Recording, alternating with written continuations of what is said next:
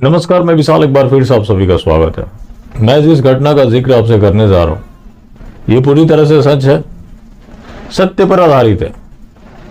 लेकिन इसके बावजूद भी कुछ लोग ऐसे मिल जाएंगे जिनके पास कोई विकल्प नहीं है।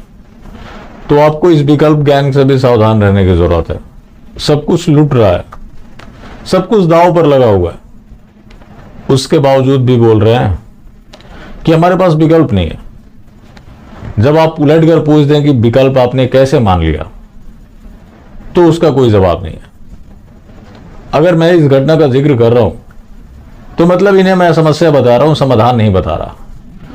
मैं समस्या की बात करता ही नहीं, मैं गंदगी की बात करता हूं जिसकी सफाई जरूरी है। वो अकेला संभव नहीं है। अब जमीन पर उतरने की भी सलाह दी जाती है। तो पहले यह बताओ कि गिनती के जो अगर उंगली पे 5 भी काउंट करो तो इस 100 करोड़ के देश में 5 लोग भी नहीं मिलेंगे सोशल मीडिया प्लेटफॉर्म पे जो सच बोलते हो। वो सच क्यों बोलेंगे? अगर उन्होंने सच बोल दिया तो लोग उनसे नाराज हो जाएंगे। अब यहां पर क्या है, बातें सारी सच बताओ, तथ्य के साथ बताओ। उसके बावजूद भी होता है कि नहीं नहीं तुम मोदी जी का विरोधी हो। अरे भैया, मैं मोदी जी का विरोधी कैसे हो गया? मैं तो मोदी जी का प्रचार प्रसार करता हूं, करता रहूंगा। अब इतना सुनने के बाद भी हिंदू बोलेगा कि मेरे पास कोई विकल्प नहीं है, और वो बोलेंगे कि लो मोदी जी तो हमारे लिए इतना अच्छा काम कर रहे हैं, तो मोदी जी को पासमानदा वोट चाहिए, कुछ हमारे जरिए ही मिल जाए तो इसमें क्या बुराई है? बाकी हिंदुओं के पास तो कोई विकल्प है नहीं। तो विकल्प नहीं है तो कहां जाएगा? वहीं जाएगा।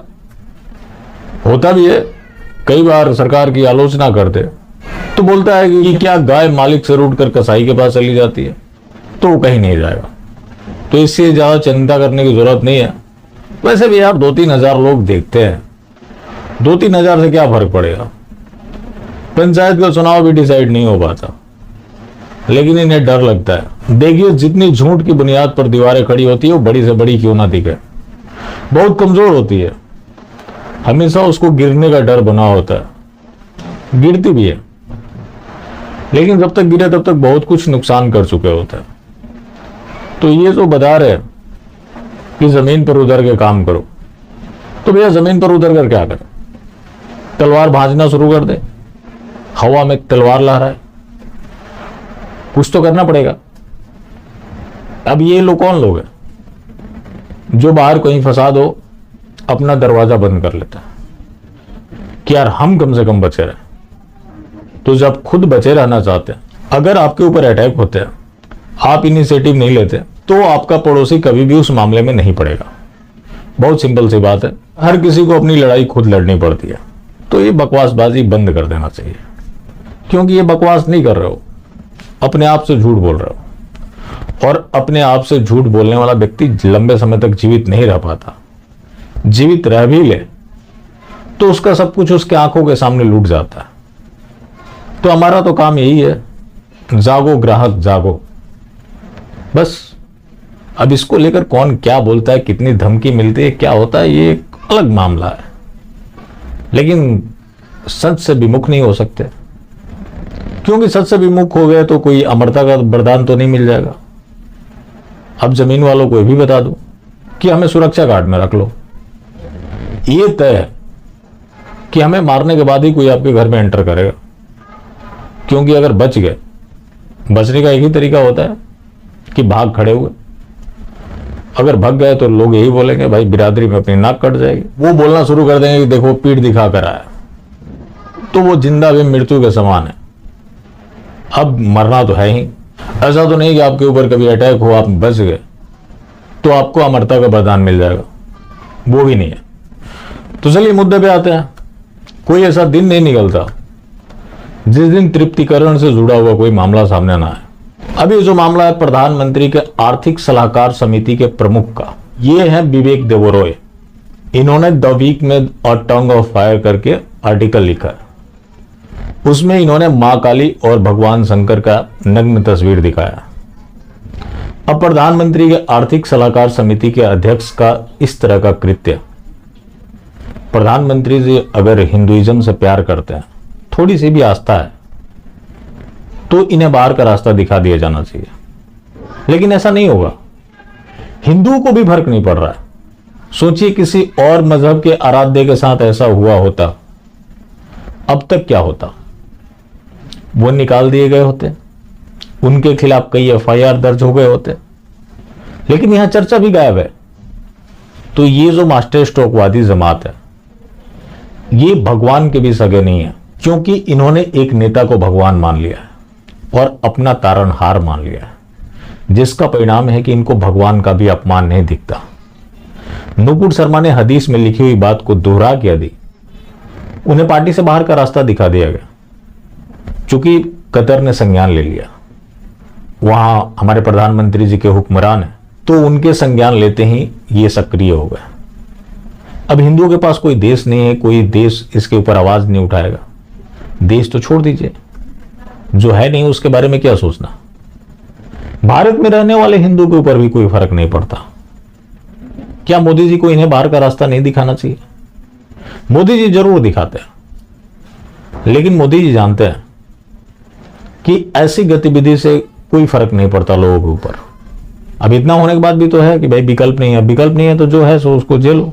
हर तरफ से जिस तरह से हिंदुओं को तोड़ा जा रहा है, हर तरफ से उनको कमजोर किया जा रहा है, देवी देवताओं का अपमान हो रहा है, इस राष्ट्रवादी सरकार में हो रहा है। अब यहां जो मास्टर स्ट्रोकवादी होंगे वो बोलेंगे कि प्रधानमंत्री जी अकेले व्यक्ति कहां कहां देखेंगे।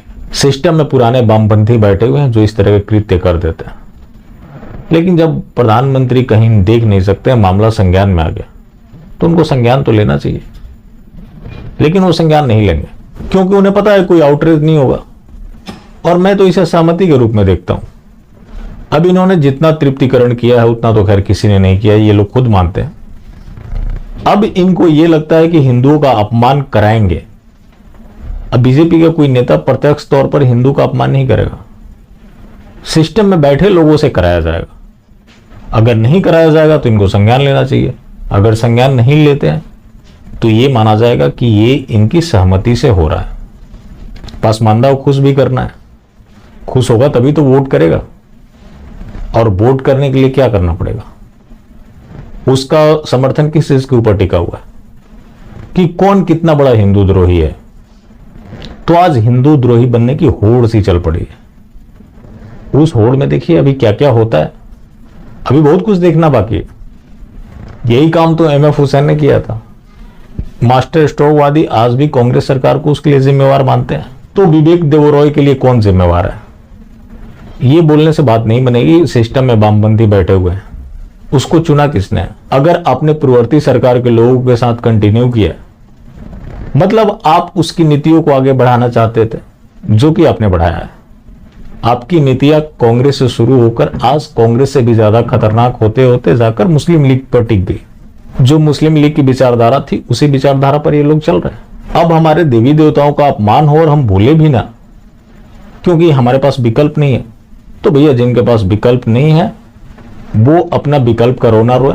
हमारे पास बहुत सारे विकल्प हैं, क्योंकि हम अपने भगवान का अपमान नहीं देख सकते। भगवान का जो लोग अपमान करेंगे, हमारे पास जो अधिकार है वो हम अपना काम कर रहे हैं। बात होती है कानून बनाने की, किसी को रखने की, देश चलाने की, तो लोगों ने उनको चुनकर भेज रखा है।